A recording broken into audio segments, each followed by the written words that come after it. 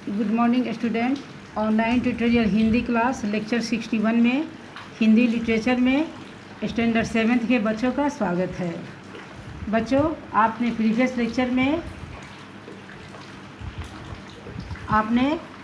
Lecture में chapter 4 Chetak कविता पढ़ा था और उस पाठ का आपने प्रश्नोत्तर भी लिखा था। आज हम लेक्चर 61 में हिंदी लिटरेचर में नेक्स्ट चैप्टर यानी मनुष्य को कितनी ज़मीन चाहिए, इस चैप्टर को पढ़ेंगे। इस कहानी के लेखक हैं लियो टॉल्स्टॉय। इस कहानी के लेखक हैं लियो टॉल्स्टॉय। तो सबसे पहले बच्चों हम लेखक का परिचय पढ़ेंगे। लियो टॉल्स्टॉय का जन्म रूस में हुआ था। लियो टॉल्स्टॉय का जन्म रूस में एक जगह है तुला, जहां उनका जन्म हुआ था। बचपन में ही इनके माता पिता का देहांत हो गया था, इसलिए लियो और उनके भाई बहनों का पालन पोषण सगे संबंधियों ने किया। बच्चों, आपने पढ़ा कि लियो टॉल्स्टॉय का जन्म रूस के तुला में हुआ था। बचपन में ही इनके माता पिता का देहांत हो गया था, इसलिए लियो और उनके दूसरे भाई बहनों का पालन पोषण इनके सगे संबंधियों ने किया। ये मुख्यतः रूसी उपन्यासकार, लघु कथा लेखक, नाटककार एवं निबंधकार आदि रूपों में जाने जाते हैं। लियो टॉल्स्टॉय की मुख्यतः रूसी उपन्यासकार, लघु कथा लेखक और नाटककार एवं निबंधकार आदि रूपों में जाने जाते थे। टॉल्स्टॉय ने रूसी और फ्रेंच भाषाओं में अपनी रचनाएं लिखी। उनमें से कुछ रचनाओं का हिंदी अनुवाद भी हुआ। ये एक कुशल समाजसेवी थे। टॉल्स्टॉय की कुछ रचनाओं का प्रभाव महात्मा गांधी और मार्टिन लूथर किंग जू पर भी देखा जा सकता है।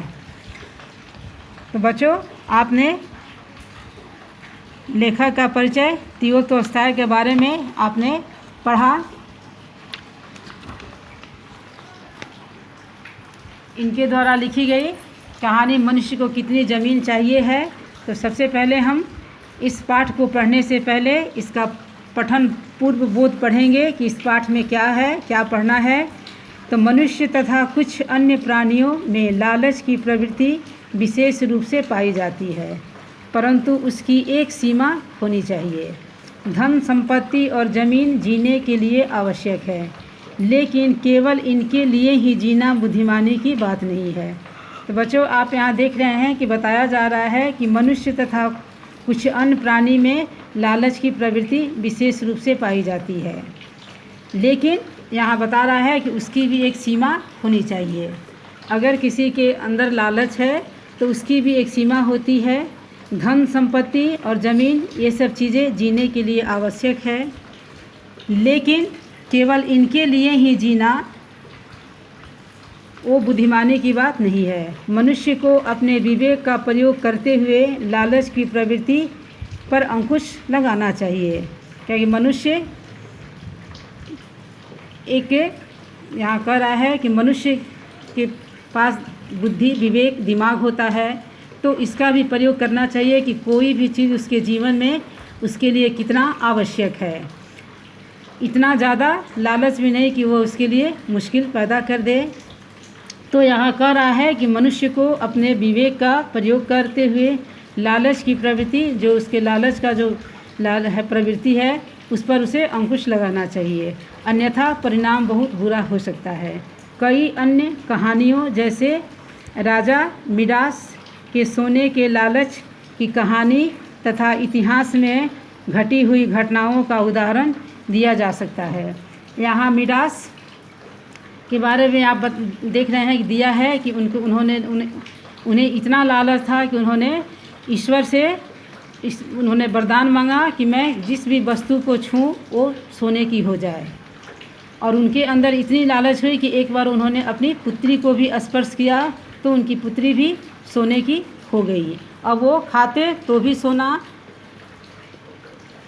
पीते पानी भी सोना सब कुछ बन जाता था। यानी कि वह लालच जो है उनके लिए लालच से बहुत मुश्किल पैदा होने लगी और अंत में उन्होंने अब इस लालच के लिए ईश्वर से क्षमा भी मांगी।